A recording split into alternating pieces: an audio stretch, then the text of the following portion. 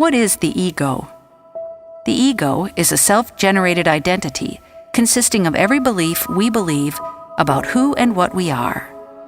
This includes our personality, our talents, and our likes and dislikes. The ego is what keeps us locked away in our minds in an endless cycle of chatter, separated from the present moment. It is the identity created and reinforced by the story we tell ourselves. Our stories are, however, just that, stories. They do not make up who we are. Eckhart Tolle says, the most common ego identifications have to do with possessions, the work you do, social status and recognition, knowledge and education, physical appearance, special abilities, relationships, personal and family history, belief systems, and often nationalistic, racial, religious, and other collective identifications. None of these are you.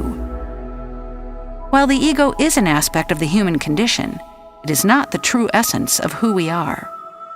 When we operate from ego, we are generally obsessed with right and wrong, blame and shame. We are not acting from a loving place, but a judgmental place. We are not acting from a place of how can I serve or how can I give? Rather, what do I get and how do I look? Learning to identify the traits and behaviors of the ego, and then working to consciously make a different choice, will drastically change your life. Here are 3 tips on managing your ego to create a more peaceful, loving life. Number 1, stop taking things personally. The ego loves to get offended. It loves to feel wounded, and it thrives on pain and conflict.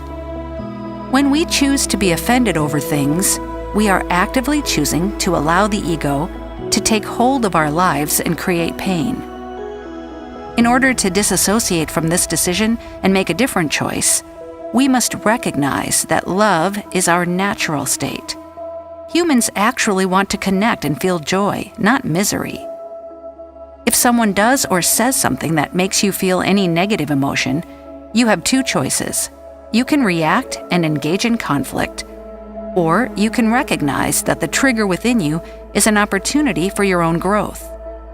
You can choose to recognize that anything negative said or done from another is likely a projection of their own ego.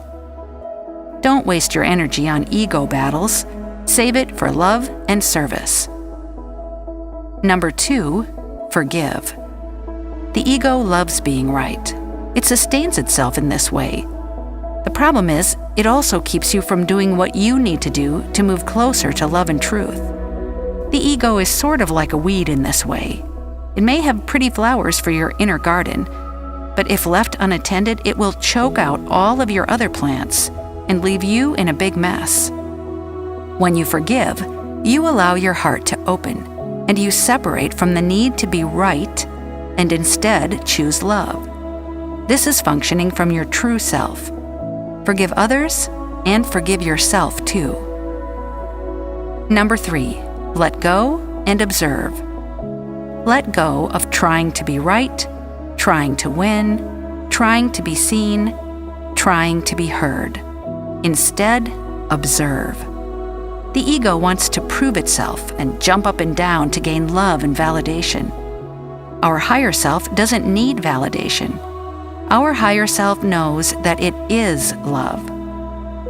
By becoming aware of the ego and its need to be seen, heard, and acknowledged, you open up space to be seen and heard without expectation. By observing without expectation, you then see things as they are. You see people as they are, rather than through a projected sense of lack, because they are not matching up to your ego's demands.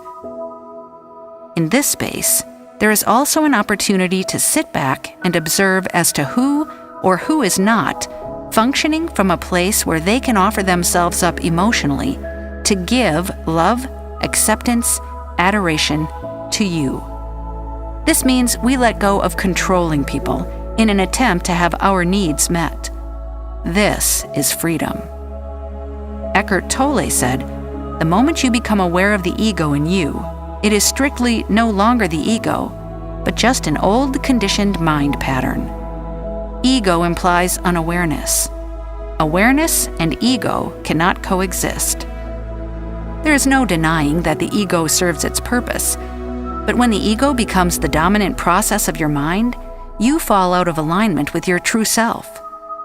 With practice, you can learn how to manage your ego better and create a life that feels more peaceful, loving, and authentic. As Gandhi said, "When the ego dies, the soul awakens." Let your ego die, a little more each day, so your own soul can awaken and grow, so your freedom and joy can grow, so your peace can come forward. Bless your life by letting go of your ego.